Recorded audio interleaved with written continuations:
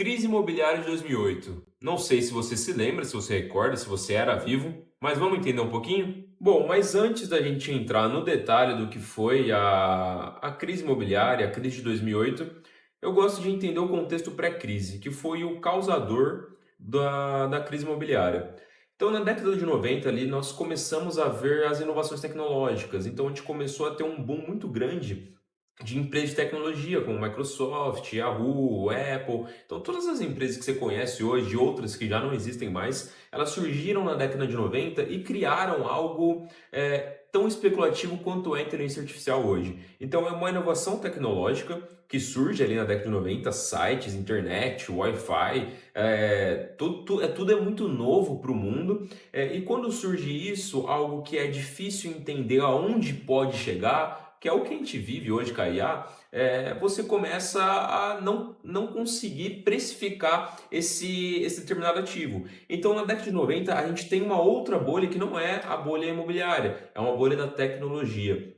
E o que seria uma bolha de tecnologia? A falha na precificação de empresas techs. E quando dá esse estouro da bolha ali na década de 99, 2000, na virada do século, o mercado financeiro e os investidores eles ficam com uma aversão muito grande a empresas e a investimentos que não são sólidos. Então, tudo que. Porque o que é a tecnologia? A tecnologia você não vê. A tecnologia você não tem patrimônio líquido. Então, quando acontece o boom, você imagina que um investidor que aplicou 100 mil reais numa ação, ele está tirando 30 mil hoje. Então, quando tem isso de uma empresa que ele não sabe nem se tem patrimônio líquido, se não tem prédio, não tem nada, ele não tem parede, a tecnologia não tem parede. Então, quando o investidor ele tem esse baque da bolha, do estouro da bolha da tecnologia, qual que é o primeiro movimento que ele faz? Bom, eu vou voltar ao back to basics, né? Eu vou voltar ao que é real. Eu vou voltar às quatro paredes. Então, eu não vou investir mais em ações ou em empresas que não têm patrimônio líquido. E o que eu vou fazer? Vou investir em imóvel.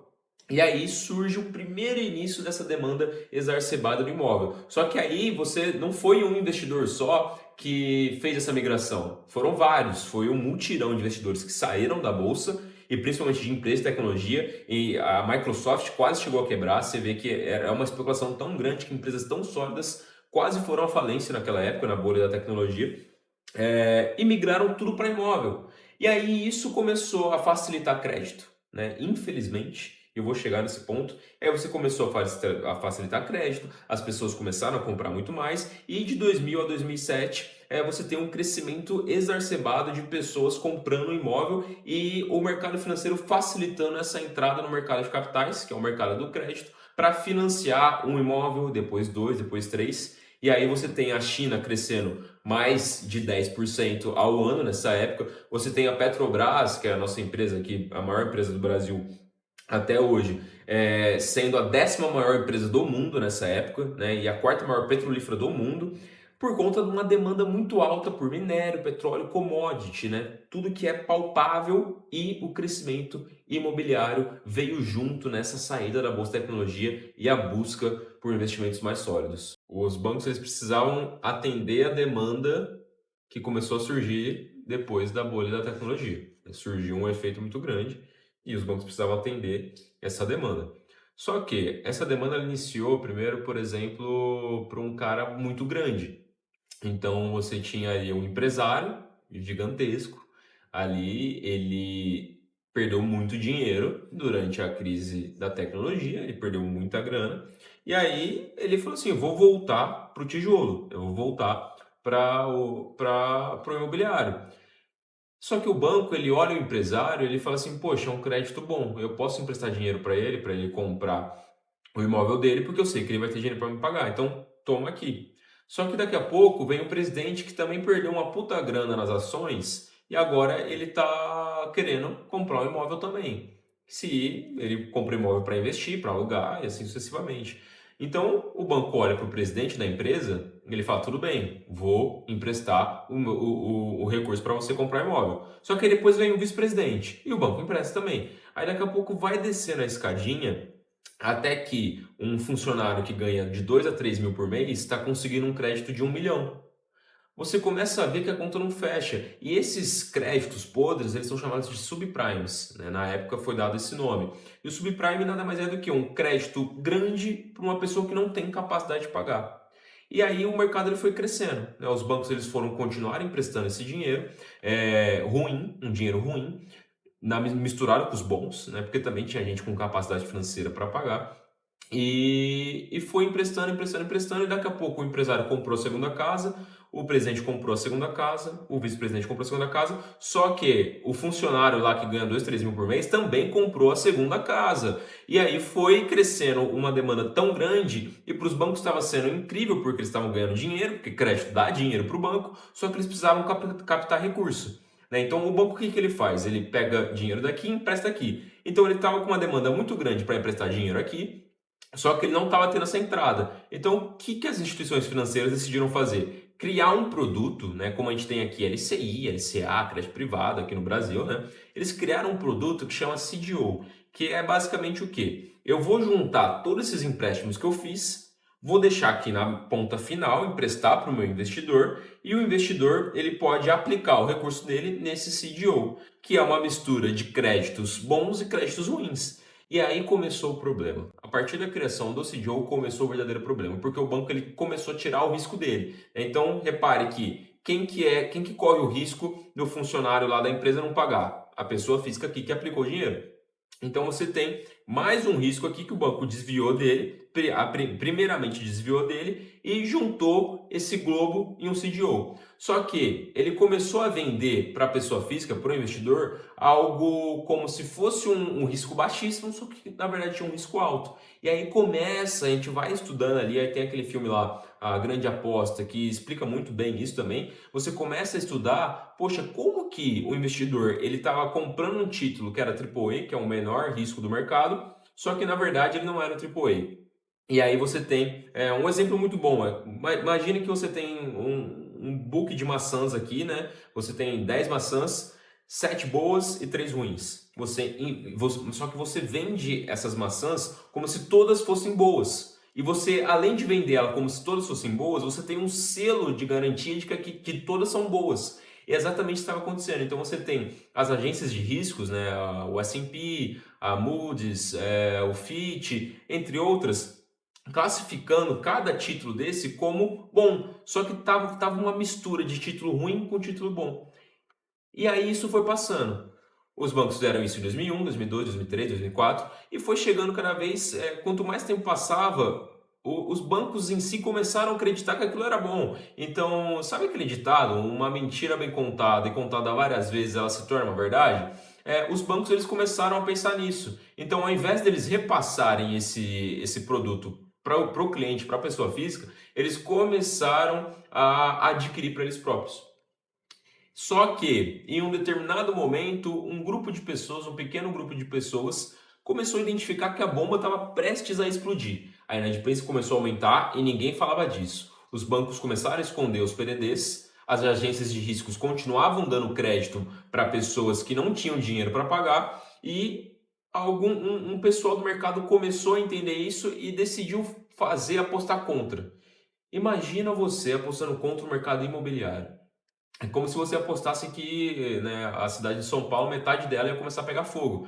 Então, quando essas pessoas chegaram para os bancos e falaram assim, olha, eu quero um certificado de garantia desse CDO aqui, porque eu acho que as pessoas vão parar de pagar, vai dar default e a inadimplência vai aumentar. Os bancos, eles riam na cara dessas pessoas porque eles mesmos acreditavam que não tinha como um tijolo desaparecer. E aí eles emitiram esse novo certificado, esse novo produto que é o CDS, que é um crédito de default, crédito de default swap. Então você tem uma garantia, é um seguro de imóvel, na verdade, né? Vamos supor, nós estamos gravando aqui no escritório da Cana Capital. Então, imagina que eu, como proprietário, eu tenho um seguro desse imóvel, né? Caso pegue fogo, caso venha uma tempestade e acabe com o imóvel, eu faço um seguro dele, né? Se acontecer alguma coisa, a seguradora vai lá e me paga. Esses créditos eram a mesma coisa, só que não é só uma pessoa que poderia fazer. Então, eu posso ter 10 pessoas com o seguro da Canaã. E se a Canaã pegar fogo, quem vai pagar? Não sou só eu que vou receber seguro, sou eu e mais 10. Então você está percebendo a bola de neve que isso foi virando? Então os bancos eles estavam com crédito podre tomados para si e além disso eles emitiram um seguro para que se isso aqui falhar, eles ainda teriam que pagar para o cara que fez esse seguro. Ou seja, virou uma puta merda. Então assim, o negócio ele foi crescendo, crescendo, crescendo e chegou o momento de um estopim ali que começou a estourar. Então chega 2007, né? A gente tem ali a inadimplência aumentando muito e os bancos sofrendo com essa inadimplência. E aí quando você tem uma inadimplência, né, você não pagou sua casa, o que que acontece? O banco vai lá e toma. Só que imagina esse efeito em massa, né? Aqui foi onde os papéis se inverteram. Aqui você tem que antes, ali no início de 2000, você tinha uma demanda muito alta de compradores e uma oferta baixa de casas, e agora ao contrário, você tem uma oferta muito alta de casas, só que ninguém está comprando e não só comprando, não está conseguindo nem pagar. Então, os bancos eles tiveram que tomar essa quantidade enorme de casas por um valor irrisório. Então, pense que quando o banco emprestou dinheiro para o cliente ele comprar a casa, essa casa era avaliada em 300 mil, né? Vamos supor, 300 mil. Daqui a pouco, essa casa, quando chegou o estopim da crise, o banco teve que tomar ela, só que essa casa já não valia mais 300 mil, ela valia 150 mil. Por quê? Porque não foi só uma casa que o banco teve que tomar, foram muitas. Então, imagina um patrimônio de um banco reduzir pela metade em uma semana. Olha onde o mercado financeiro chegou. Em 7 anos de crise, em 7 anos de bolha, o mercado colapsou. Foi por pouco tempo até, se você for ver, se comparar com as outras bolhas que a gente teve, né? Então, o mercado ele não aguentou tanta inadimplência, os bancos tiveram que zerar todos os CDOs, tiveram que pagar os seguros, né? Os seguros lá do pessoal que jogou contra, só que com que dinheiro? E aí a gente chega na onde o governo americano ele tem que tomar uma decisão. Então o Banco Central americano ele olha para essa situação, ele vê que se ele não interferir, um monte de banco vai quebrar. Não só um, mas vários. E vários bancos grandes. Então aqui no Brasil você imagina Itaú, Bradesco, Santander, XP, BTG, todos eles quebrando juntos. Olha o colapso que ia ser não só para os Estados Unidos, mas mundial. Então chegou nesse momento, o Banco Central americano ele olha para essa situação, ele fala, bom, se eu não fizer nada, ferrou, acabou. E aí ele começa a comprar para si próprio, o governo dos Estados Unidos, o Banco Central americano, começa a comprar para si próprio esses títulos ruins. Ele começa a comprar dos bancos os CDOs, ele começa a trazer para ele mesmo, para ele assumir o prejuízo. Então ele injeta ali mais de 700 bilhões de dólares, se eu não me engano, né? Depois o editor coloca o número real, mas ele injeta no mercado financeiro para os bancos não quebrarem. Só que o Banco Central ele não pode deixar simples assim, porque qual que é a mensagem que passa se ele salva todo mundo? Bom, eu vou salvar a galera aqui, só que daqui a pouco eles vão voltar a fazer, porque para os bancos foi muito lucrativo isso. Então, se não tem uma consequência verídica, ia ficar barato para o mercado financeiro, para os colarinho branco aqui. Então, o que aconteceu foi, o Banco Central americano ele decidiu escolher um cara para quebrar. Esse cara foi o Lehman Brothers, tá? Então, um banco gigantesco, um dos maiores bancos de investimentos do mundo, quebra em 2008, com o Banco Central americano escolhendo, entre aspas, eles nunca vão assumir isso, obviamente, escolhendo eles como um bode expiatório para servir de exemplo para nunca mais acontecer algo que aconteceu, que, resumindo, foi uma ganância do sistema financeiro em gerar cada vez mais lucros e não se preocupar com as consequências depois. Então, o Lehman Brothers ele quebra. Só que o Lehman Brothers ele tem 600 bilhões de dólares em ativos na época. Imagina a Argentina quebrar. Imagina o PIB da Argentina inteiro desaparecer do mapa. Né? Eu usei o exemplo da Argentina, ela estava ruim esses dias atrás, mas né, pense numa Argentina boa. Sumir, desaparecer, e foi isso que aconteceu. E aí começa a divulgação para o mundo inteiro depois que o Lehman Brothers quebra, que aí você tem várias imagenzinhas, se você procurar na internet, crise de 2008, vai aparecer a galera, o banco vazio e um monte de galera saindo com caixas de papelão, itens pessoais, saindo do banco e desempregado. E aí tem o final dessa crise, o final assim, o final do auge. Agora a gente começa a ver as consequências dela, né? Então, quando o Lehman Brothers ele quebra, o mercado ele perde confiança no sistema bancário como um todo, tá? Então, a visão que passa é nenhum banco está mais seguro, né? Então, quando o mercado ele percebe isso, você tem um certo receio, receio de fazer tudo, receio de crescer a empresa, receio de abrir novos negócios. Por quê? Porque os bancos eles também pararam de emprestar dinheiro. Então, toda instituição financeira, além de não emprestar dinheiro para a pessoa física ou para o empresário, eles pararam de emprestar dinheiro entre si, que é algo muito comum. Então, um dos pilares, um dos fatores energéticos de uma economia é o crédito. E esse crédito desapareceu. Então, quando o crédito ele desaparece, você tem um baixo crescimento, você tem empresas que dependem de crédito para o seu fluxo de caixa, para o seu giro, eles acabam fechando. Então você teve as consequências, que nem eu estava dizendo anteriormente, as consequências do estopim da crise imobiliária, que foi basicamente um aumento muito grande no desemprego. Então, o desemprego nos Estados Unidos saiu de 5% para 10%.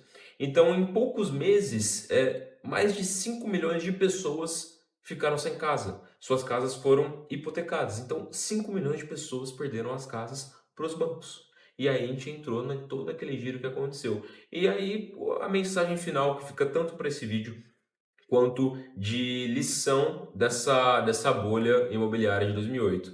Mesmo depois de quase 80 anos da Grande Depressão em 1929, que parou o mundo, a gente passou por uma nova crise que também parou o mundo, porque essa crise imobiliária eu exemplifiquei nos Estados Unidos, mas ela foi praticamente mundial.